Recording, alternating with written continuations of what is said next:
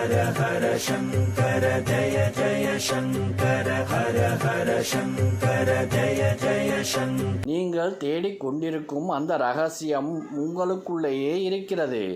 கோவிலுக்கு போகிறீர்கள், மணிக்கணக்கில் வரிசையில் நிற்கிறீர்கள், காணிக்கை செலுத்துகின்றீர்கள். ஆனால் நீங்கள் தேடும் அந்த நிம்மதி மட்டும் ஏன் இன்னும் உங்களுக்கு கிடைக்கவில்லை? கடவுள் எங்கே இருக்கிறார் என்று எப்போதாவது யோசித்தது உண்டா? சின்ன கதை. ஒரு முறை தேவர்கள் அனைவரும் கூடி ஒரு இரகசியத்தை புதைக்க முடிவு செய்தார்கள். அதுதான் மனிதன் கடவுளுக்கும் ரகசியம். அதை இமயமலையில் ஒளித்து வைப்போம் என்றான் ஒரு தேவன். வேண்டாம், மனிதன் ஒரு நாள் அங்கே வந்துவிடுவான் என்றார் மற்றொருவர்.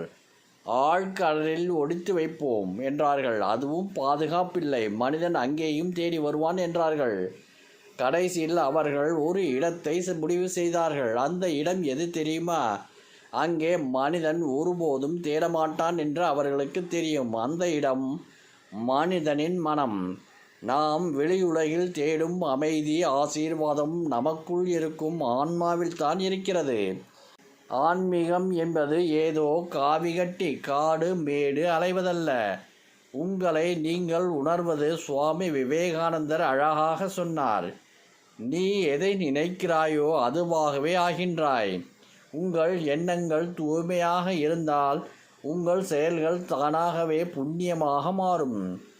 நீங்கள் யாருக்கோ செய்யும் உதவி கடவுளுக்கு செய்யும் பூஜையை விட மேலானது. இன்று ஒரு நிமிடம் கண்களை மூடி யோசியுங்கள். நீங்கள் தேடும் விடை வெளியிலா அல்லது உங்களுக்குள்ளா? அமைதியாக இருங்கள். உங்களை நீங்களே நேசியுங்கள். இறைவன் உங்கள் இதய துடிப்பில் ஒலிப்பதை உணர்வீர்கள். ஹர ஹர சங்கர ஜய ஜய சங்கர ஹர ஹர சங்கர ஜய ஜய சங்கர.